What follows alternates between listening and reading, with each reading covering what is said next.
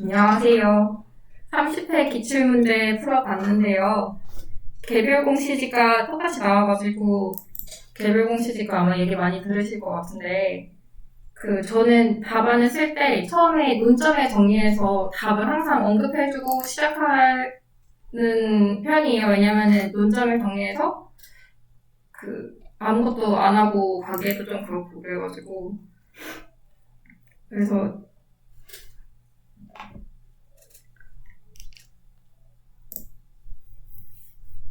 1번 문제가 정정된 공시지가에 대해 취소소송을 제기하였을 때 갑의 취소소송은 적법한가 이 문제였는데 그래서 먼저 개별 공시지가의 의의랑 법적 성질 먼저 전 설명을 했고요.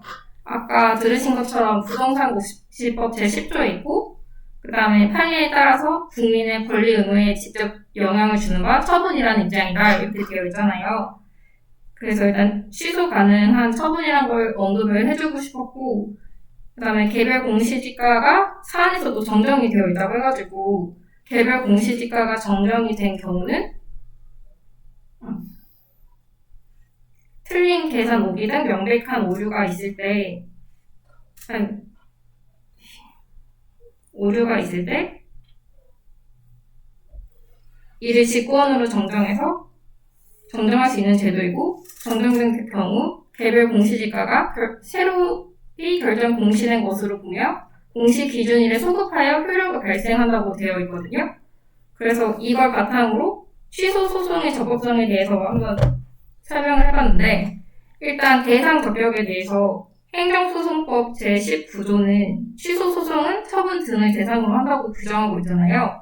근데 아까 법적 성질에서 취소 처분이란 거를 이미 얘기했으니까 처분성 인정되는 바 소송의 대상이 된다고 판단된다라고 썼고 그 다음에 원고 적격에 대해서는 행정소송법 제12조에 취소 소송은 처분 등의 취소를 구할 법률상의 이익이 있는 자가 제기할 수 있다라고 규정되어 있는데 갑은 개별 공시지가에 따라 부담금을 부과할 의무에 있는 자로서 이게 직접적 영향을 받잖아요. 그래서 법률상 이익이 있다고 판단됩니다. 그리고 제소기간에 대해서는 또 20조에 있음을 안 날로부터 90일 이내 있은 날부터 다음 페이지가 없어. 다음 페이지가 없어요? 옆으로 이거 거기 있는데 아래로 내려가요. 못 찾으시는데 1년 이내에 제기할 수 있다고 규정을 하고 있는데 그래서 이걸 내용으로 검토를 해보면은 공시일 기준으로 소급하여 효력이 발생하므로 제소기간도 최초 공시일인 갑이 통지받은 통지일부터 기산하여야 된다고 판단되고 갑이 취소 소송을 제기한 2018년 10월 22일은 기산일로부터 90일이 지나서 제소기간에 도과하여 각하될 것이라고 판단된다라고 적었습니다.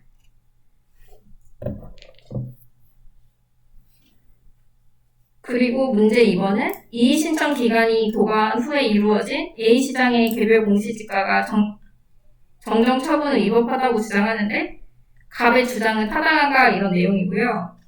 이것도 처음에 논점에 정리해서 갑의 주장은 타당하지 않음을 밝힌다라고 시작했습니다.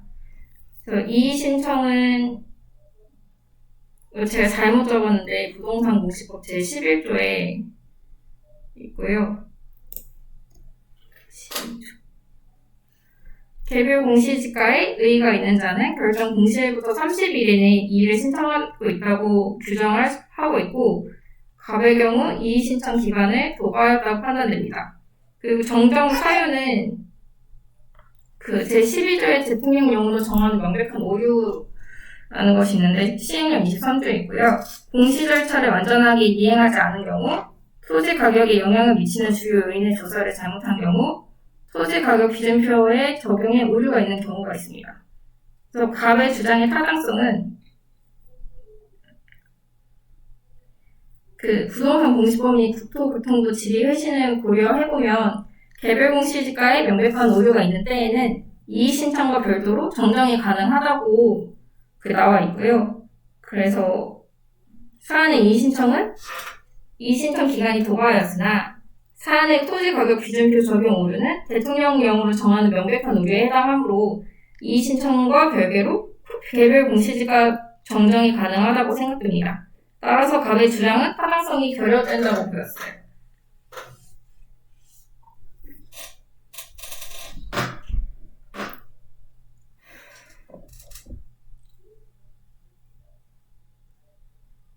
그리고 문제 3번은 A시장이 당초 공시지가에 근거하여 갑에게 부담금을 부과한 것이 위법한 것이더라도 이후 A시장이 토지가격 기준표를 제대로 적용하여 정정한 개별 공시지가가 당초 공시지가와 동일하게 산정되었다면 갑에 대한 부담금 부과의 하자는 시효되는가 해서 하자 시효 문제였는데요.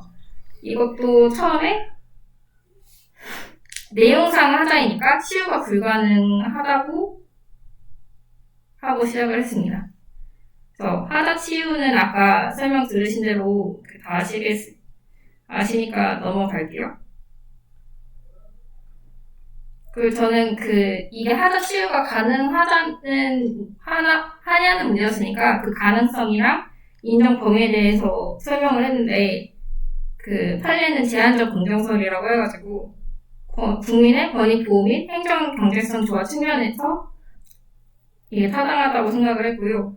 그 다음에 인정 범위는 행정행위의 위법이 취소 사유이면서 절차 형식상 하자에 해당하는 경우 치유가 가능하지만 무효 사유이거나 내용상 하자에 해당하는 경우 치유가 불가능하다고 판시한 적이 있습니다.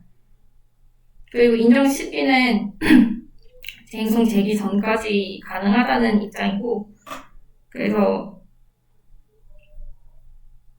부동산 공시법 제10조는 개별 공시지가 산정 시 토지가격 기준표 적용을 규정하고 있지만 적용에 오류가 있는 바 내용상 하자라고 저는 판단을 했고요. 중대명백설에 의하면 사안의 경우 부동산 공시법을 위반하여 중대하나 일반 국민의 입장에서 명백하다고 보기는 어려운 바 취소 정도의 하자라고 생각했습니다.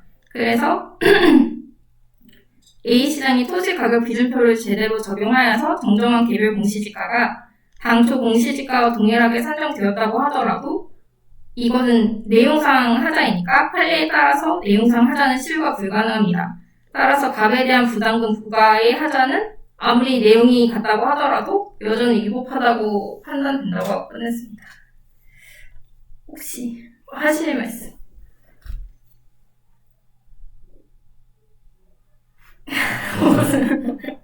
잠깐만요.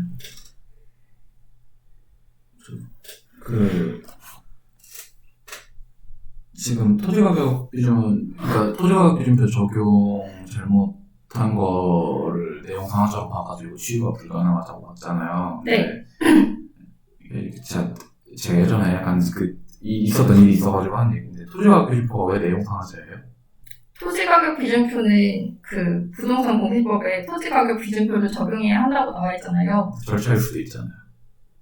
그건 절차가 아니죠. 왜냐면 그거를 기준으로서 결정해야 하기 때문에 그거는 내용에 영향을 주니까 내용상 하자니까요. 사실 이 얘기를 왜 했냐면은 그러니까 이게 내용상 하자가 절차상 하자인지를 저도 몰라요. 그리고 제가 알기로 그때 한번 판례에 솔직히 명확하게 내용상 하자라고 했나 절차상 하자라고 했나 이런 게 있었나 해가지고 찾아봤었는데 저는 못 찾았거든요. 저는 그때 한 1년 전 얘기긴 한데, 아니 그때 누가 그러니까 이 문제가 그때 아마 스터디였나 뭐 이제 출제 예상 문제나 해가지고 강 박사님이 한번 올려주셨었는데 싸우더라고 사람들이 이거가지고 막 내용상 하자냐 절차상 하자냐 이러면서 싸우고, 막 내용상 하자면 하자에 내용상 하자냐 절차에 따라서 막 하자에 치유 문제가 막 나올 수도 있는데 뭐 어떻게 이거를 막 그냥 넘기려고 이러면서 막 겁나 싸우더라고요. 근데 사실 저도 아직도 그래서 정확히 뭔지 모르거든요. 정확히 뭔지 모르는데, 근데 그러니까 하자의 치유 논의를 해야 되는 게 맞기는 한데, 이제 결국 요 판례의 입장은 기존에 잘못 적용해가지고 나온 개별 공시지가나 나중에 제대로 해서 나온 게 가격이 같다는 이유만으로 이거를 이제 적법하다고 인정할 여지는 없다. 사실은 이게 내용이라서 판례에서도 명시적으로 이게 내용상 하자인지 절차상 하자인지를 짚어주진 않았잖아요, 우리가. 근데 이제 저도 내용 강화자로 풀기는 하는데 웬만하면은 그래서 아까 이제 이전에 제가 할 때도 강 박사님이 스터디 문제 내용 강화자로 보다라고 많이 써줬잖아요. 그게 그래서 준 건 것 같아요. 명백하게 판례가 없으니까 그게 지금. 그래서 준 것 같은데 아니 그러니까 짚고 넘어가려고 했던 게 뭐였냐면은 이런 걸로 싸우지 말라고. 내용상 하든지 절차상 하든지. 절차상 하든지 내가 내용 강화자라고 그러니까 명백한 판례는 없으니까 내가 내용 강화자라고 밀고 있으면은 내용 강화자로 밀고 논리 잘 구성해서 쓰시면 되시고 절차 강화자로 쓰고 싶으시면은 절차 강화자로 구성해서 잘 쓰시면 되는데 이 판례 보니까 절차 강화자로 쓰면 좀 말이 안 될 것 같으니까 내용 강화자가 맞지 않겠냐 저는 그렇게 갔는데 많이들 싸우시더라고요. 그래서 싸우지 말라고 막판에 특히 그때도 시험 한 달 전이었어요. 시험 한 달도 아니야. 시험 2주 전이었어요. 제가 기억나요. 그럼 만약에 이렇게 그 논란이 있는 경우에는 나는 이러한 이유로 내용상 하자고 생각했다. 그냥 이러고 넘어가도 되나요? 그렇게 넘어가는 게 베스트인데 됐어. 이제 그거를 굳이 막 자기가 논리적으로 설명을 하겠다고 하다가 이제 시간만 가고 그 다음에 만약에 그렇게 해서 내 결론이 절차상하자 내 판례는 지금 절차상하자로 안 보고 있잖아요. 이 판례에서는 뭐 어떻게 할 거야? 내 판례가 잘못됐다고 쓸 거야? 쓰시든가 쓸 수 있으면. 근데 몰라요. 저는 약간 그냥 판례에서 그렇다면 그런 거지라고 시험 때는 적어도 그렇게 넘어가자는 주의가 시험 끝나고 이제 뭐 박사학위 할 때는 모르겠지만 아무튼 뭐 네, 그냥 그 얘기 하고 싶어서 잠깐 짚고 넘어갔어요. 그리고 문제 2번 시작하겠습니다.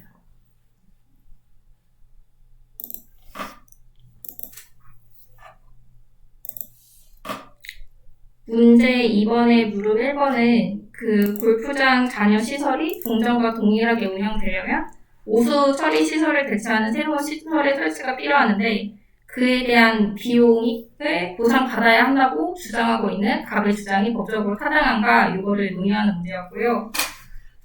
그래서 이거 밑에 좀 잘린 것 같은데 원래는 토지보상법 제75조에 그 건물, 공작물, 지작물 등에 대하여는 이전비로 보상하며 이전이 어렵거나 종래의 목적대로 사용할 수 없는 경우 이전비가 물건의 가격이 넘는 경우 사업 시행자가 공익사업에 직접 사용할 것을 목적으로 취득하는 경우는 가격으로 보상한다라고 되어 있습니다.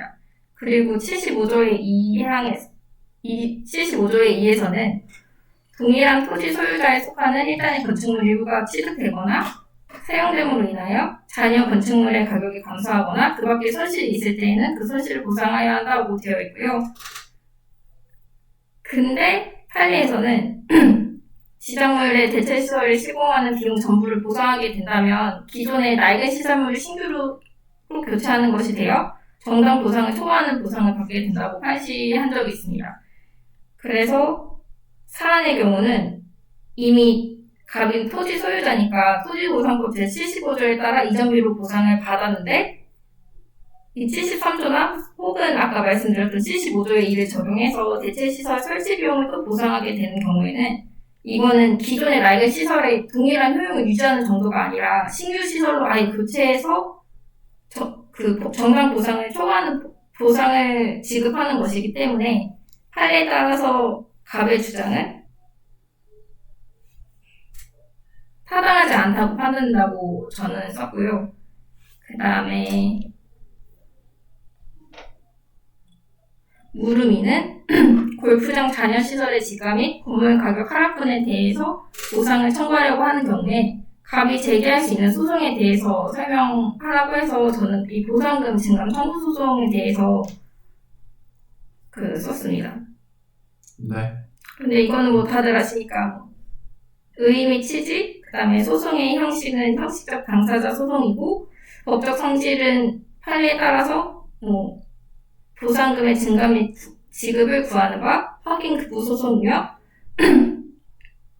일의적 권리구조 측면에서 타당한다고 생각된다. 그리고 제소기간은 토지보상법 제85조 제1항에 따라서 취소 소송 및 보상금 증감 청구 소송은 재결서 받은 날부터 90일 이내 이의 신청을 거친 경우 이의 신청에 대한 재결서를 받은 날부터 60일 이내에 재개할 수 있고 그 다음에 보상금 증감 청구 소송이 좀 특수한 게 보상금의 증감과 동시에 잔여지 수용의 범위 등과 같이 보상 대상의 범위를 판단하고 그 다음에 취소 소송과 병합하여 재개할 수 있다는 특수성이 존재한다는 점을 또 넣어가지고 배점을 채웠습니다. 잘 주셨네요. 뭐. 소결은 갑은 자녀시설의 집값 및 건물의 가격 하락분에 대해서 보상을 청구하려고 하는 바 제85조 2항에 따른 보상금 증감 청구 소송을 제기할 수 있다고 판단되고, 하지만 이거 전에 이의신청을 제기할 수 있다고 이거를 좀 알려주고 싶어서 소결에다 그냥 간단하게 한번 써봤습니다. 83조 이의신청. 뭐 배웠습니다. 딱히 할 말은 없는데 정의 조금 한번 하고 넘어가야 될 것 같아서 그 문제 아까 1번 같은 경우에 그거죠. 이제 골프장 땅 일부를 뺏어가면서 거기에 우수 처리 시설이 포함이 돼 있었는데 75조에 의해서 이전비 보상이 원칙이고 가격 보상할 수 있는 경우는 이전비가 가격을 초과하는 경우인데 이미 보상을 해줬는데 보상을 해줬으니까 당연히 수용된 건데도 불구하고 골프장 입장에서는 뺏어갔으면 이거 우수 처리 시설 설치해달라고 약간 솔직히 얘기하면 좀 이상한 주장을 한 거고, 이상한 주장을 했는데 심지어 새 걸로 설치해달라고 했으니까 만약에 이게 이전비가 가격을 넘어가지고 가격 보상하는 경우에도 우리는 건축물 평가할 때와 유사하게 원가법 이용해가지고 감가 수정하여가지고 보상을 해줘야 되는데 그것도 아니고 새 거 설치하는 비용으로 내보라고 하니까 말이 안 된다 라고 한 게 사실 상황이었는데, 사실 그러니까 좀 뭐라고 해야 되지? 그러니까 이 법을 알고 있는 우리 입장에서 봤을 때 너무 말도 안 되는 주장을 하면서 제기하는 소송들이 은근히 있는데, 사실 보면은 그래서 아까 얘기했던 그거 있잖아요. 소송은 누구나 제기할 수 있다. 네, 안 된다, 근데. 그러니까 이게 오히려 내용이 조금 너무 그러니까 우리의 상식과는 맞지 않는 내용이다 보니까 사람들이 저런 걸로 소송을 제기하는 이래가지고 이해 못 하시는 분들이 좀 있더라고, 이게. 그러니까 그냥 그런 내용이에요. 안 되는 건 75조에 따라서 안 되는 건 해달라고 주장한 거니까 쉽게 생각하고 넘어가시면 될 것 같습니다. 그러면 다시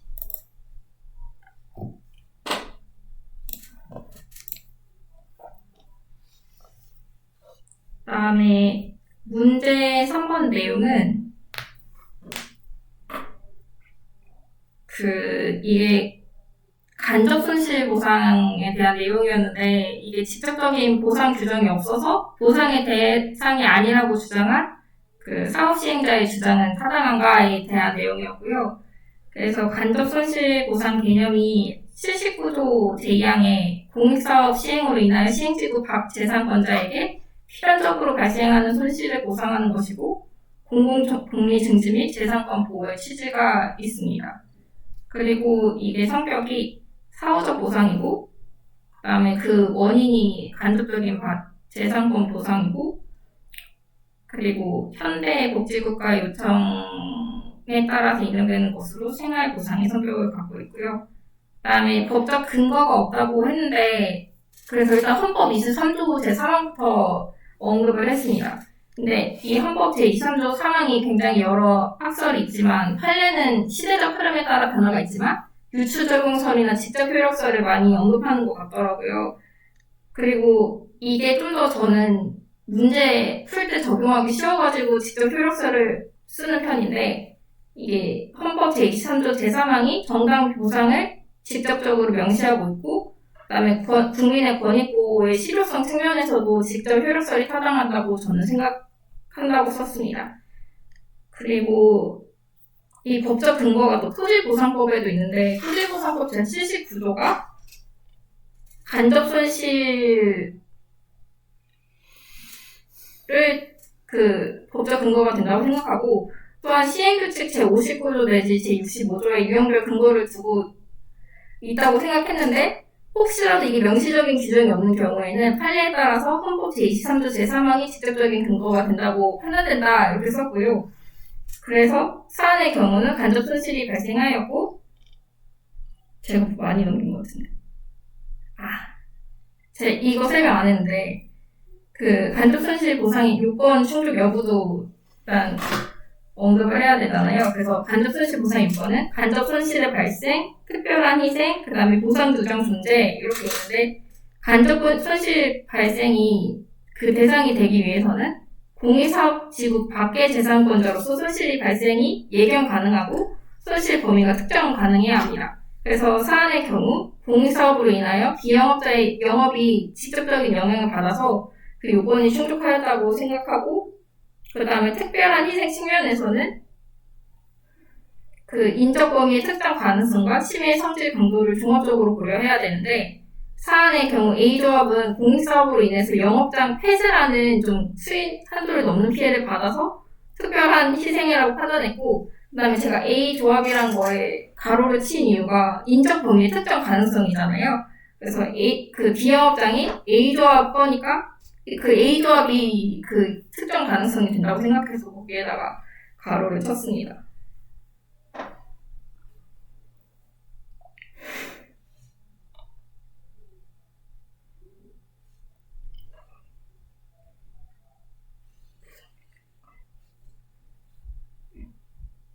그래서 마지막으로 사안의 해결의 경우 A조합은 간접 손실의 보상의 요건을 모두 충족하고 있으며 헌법 제23조 그리고 토지보상법 시행규칙 제64조에 따라서 영업보상을 손실을 보상받을 수 있다고 판단돼서 A조합이 손실보상 대상이 아니라는 한국농어촌 공소의 주장은 타당하지 않다고 생각합니다. 혹시 없나요? 네, 뭐 굳이? 네. 기출 문제라서 그래도 좀 사실 이미 대충 예시 자반이 나와 있잖아요. 저도 그걸 다 외우고 있으니까 그냥 대충 그대로 갔네 이런 느낌이라 지금. 똑같아. 네. 그 다음에 문제 4번이 협의가 수용 재결 신청 전에 필요적 전치 절차인지 여부와 관할 토지수용위원회에 의한 협의 성립 확인의 법적 효과를 설명하시오라는 문제였는데요. 그래서 제가 항상 논점의 정리를 쓰긴 하지만 이번처럼 좀 쓸 게 많은데 배점이 적은 경우에는 아예 논점의 정리를 안 쓰고 바로 문제를 시작하는 편입니다. 그래서 필요적 전치 절차인지 여부를 설명하기 위해서 협의의 개념이랑 법적 성질에 대해서 설명을 한번 했는데, 토지보상법상 협의는 사업인정 전 협의와 사업인정 후 협의로 구성되는데, 사업인정 전 협의는 사업상 계약이 그런 것이 판례랑 다수 견해 모두 동일한데, 사업인정 후 협의는 그 판례는 공법상 계약이라고 판시하고 있지만 다수 견해는 사법상 계약이라고 하고 있잖아요. 그리고 필요적 전치 절차인지 여부는 보시면 사업인정 전 협의는 임의적 절차이나 사업인정 후 협의는 필수적 절차이고, 법에 아예 그렇게 명시되어 있어서 일단 썼고, 그 다음에 사업인정 전 협의 절차를 거쳤으나 협의 불성립으로 사업인정을 받은 사업은 토지조서 및 물건조세 내용의 변동이 없는 경우에는 협의 절차를 거치지 않을 수 있다라고 이렇게 내용이 나와 있는데, 이를 검토해 볼 때 토지보상법상 협의는 필요적 전치 절차는 아니지만 필수적 절차라고 판단됩니다. 그리고 협의 성립 확인의 법적 효과는 그 협의 성립 확인이란 법 26조에 협의가 성립한 경우 사업 시행자가 수용 재결의 신청 기간 이내에 토지 소유자 및 관계인의 동의를 얻어 토지수용위원회 확인을 받는 것이고, 협의 성립 확인이 있는 경우 원래는 이제 승계 취득하는 것이었지만 수용 목적물을 원시 취득하게 되면서 그 협의의 성립이나 내용을 다툴 수 없는 차단유랑 불가변력이라는 효과가 생기는 그 재결 효과가 발생합니다. 끝. 네. 이것도 이 원시 취득, 차단유, 불가변력이요. 불가변력? 네, 그래서 원래 재결까지 썼어야 되는데 그걸 까먹었어요. 재결로 간주한다는 효력이 있고, 근데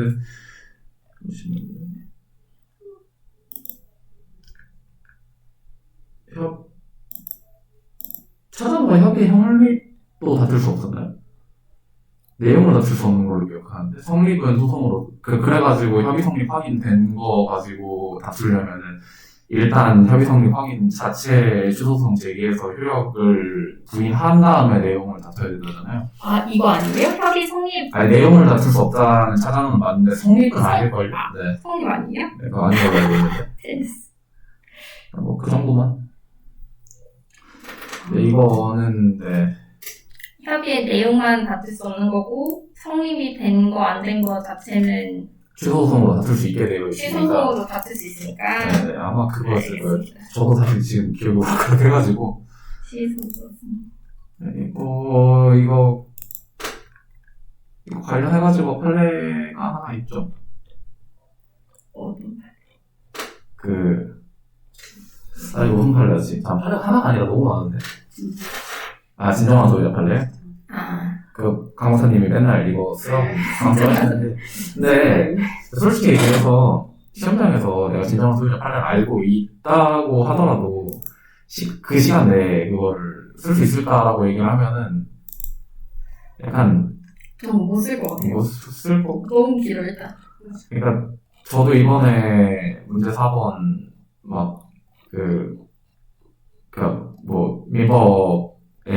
민법상 손해배상의 특별 규정이냐 약간 이런 거 마지막에 시간 남아가지고 한 30초 만에 다 꾸겨 쓰고 나오긴 했는데 점수를 줬는지 안 줬는지를 모르겠어서. 안심을 하시래요. 그런가요? 저 그거 엄청 열심히 쓰는데 2.5점 받았거든요. 4번 문제. 그래요? 네. 저 4번이 7.5라서 안심을 하시래요. 그런가? 아니면 그것만 2.5를 준 거 아닐까요? 모르겠네. 그럴 리가 없는 게 네. 그럴 수도 있기는 한데 나머지 내용도 다 썼는데 근데 어떻게 2.5점 2.5? 나온 걸로 봐서는 제가 나머지 내용은 제목만 거 있었거든요. 그럼 민법사 특집 때문에 2.5점 받은 거. 모르겠어요. 왜냐면 민법사 특집이 얼마나 쓰셨는지를 모르니까. 저는 한 3-4줄 썼는데, 그럼 그거만 줬을 수도 있어 보이는데. 나머지 제목만 썼으면. 네. 나머지 그 제목만 썼어요. 법규는 제목만 쓰면 점수가 안 나오는 것 같아서. 암기를 못해가지고. 아무튼, 네, 잘 모르겠네. 쓸 수 있었을까? 다시 말하지만 쓰면 수석 가봤는데, 쓸 수 있었을까 하는 거 잘 모르겠어요. 그런 게 있긴 있어야 하는데. 근데 저 궁금한 게 판례가 너무 긴 경우에 제가 네. 원하는 문장들 있잖아요. 네. 그럼 그냥 그것만 띄어서 이렇게 해도 되나요? 이건 되게 개인적인 생각이긴 한데, 법규에서 판례가 됐든 법조문이 됐든, 그러니까 일반론은 어차피 그러니까 정의된 게 이거 아니면 틀리다 이런 게 없기도 하고, 누구나 쓰는 게 조금씩 다르니까 그거 다 치는데, 법조문이나 판례는 사실 명확한 문구가 있으니까, 똑같이 썼으면 100% 맞는 거고 아니면 틀리는 거잖아요. 근데, 똑같이 쓴 사람이 있지도 않을 뿐더러, 그러니까 간단한 법조문 정도는 모르겠는데, 특히 판례는 있지도 않을 뿐더러, 표시가 너무 헷갈려가지고. 제 생각인데, 정확하게 쓸수록 수석이 가까워지지만, 일단 무조건 안 쓰는 거보다 낫다. 일단 쓸 수 있으면은 최대한 어떻게든 쓰는 방법으로 네. 하고 줄거리라도 쓰는 게, 줄거리라도 쓰는 안 쓰는 거보다 낫다. 그러니까, 그렇게 생각해요, 일단 저는. 저는 이해한 게, 토시 하나 틀리지 않게 적는 건 물론 베스트겠지만, 논리, 또 판례 결과만 쓰는 게 아니라, 판례가 왜 이러이러하기 때문에 이러이러하다. 키워드 위주로. 네, 키워드 위주로 약간 논리가 맞게 외우는 게 좋겠더라고요. 좋죠. 네. 그게 포인트라고 저는 파악을 좀 하긴 했어요. 근데 문제는 이제 그렇게 써버리면 분량이 밑도 끝도 없어지긴 하는데, 그래서 줄여가지고. 어떻게든 써야죠. 앞에 이유 한두 줄, 그 다음에 결론 한두 줄을 딱 줄여서 평소에 그렇게 암기를 하는 게 좋은 것 같아요. 저는 그렇게 해서 생각해낸 방법이 판례를 쓰고서 소결에다가 그 분량 내에 못 썼던 판례 나머지 내용을 소결로 써요. 제 생각인 것처럼. 그것도 좋은 것 같아요. 괜찮아요? 네, 최고다간에 그렇게 쓰신 분들 많아요. 그렇게 최고다간에.